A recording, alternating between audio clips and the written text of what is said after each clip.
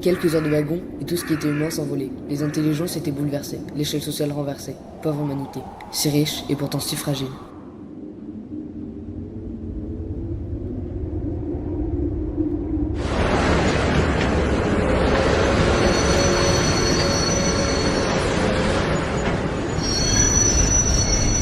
Premier regard sur le camp, c'est une autre planète.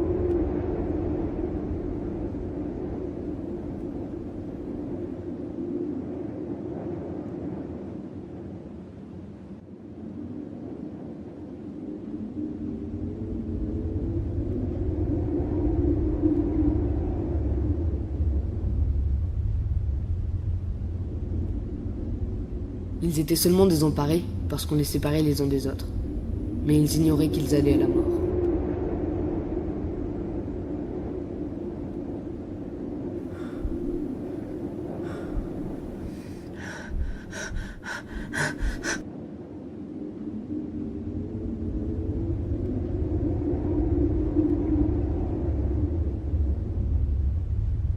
Enfin tondu, lavé, dépouillé, nous voici couverts d'une chemise et d'un caleçon en rayures chaussés de socs en bois.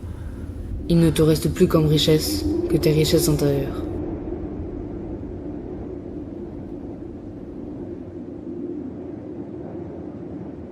Tu étais un homme, tu n'es plus qu'un numéro. Il y avait à Buchenwald un bâtiment avec des bancs où nous faisions nos besoins. Aucun isolement évidemment. Une centaine alignés en même temps. Il faut bien comprendre que le simple fait de vivre le lendemain était déjà un acte de résistance. Survivre dans ces conditions-là, c'est déjà résister.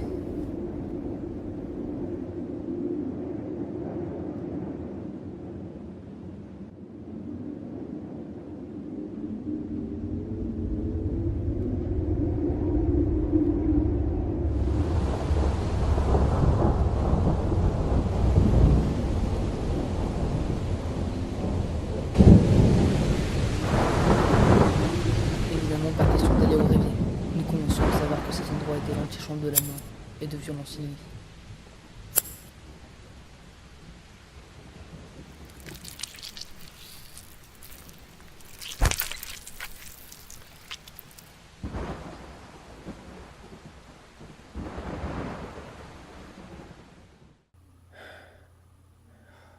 Eins, zwei, drei, vier, fünf, sechs, sieben, acht, neun.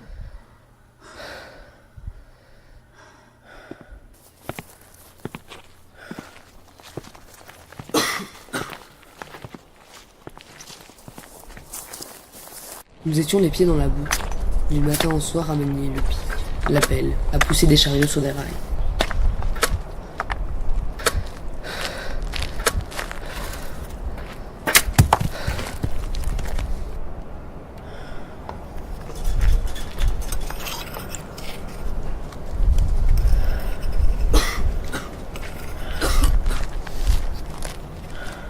J'essayais en vain de penser à autre chose. L'idée de la faim revenait sans cesse.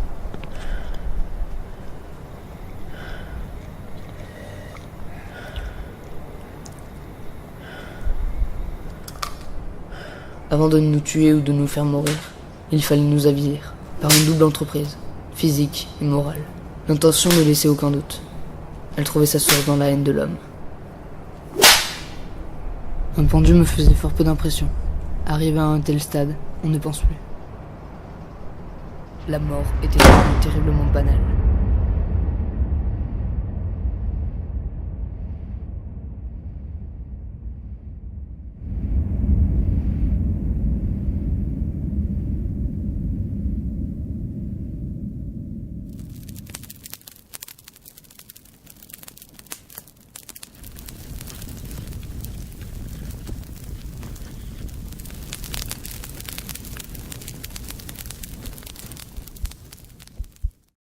J'ai vu tomber l'homme au dernier degré d'abaissement.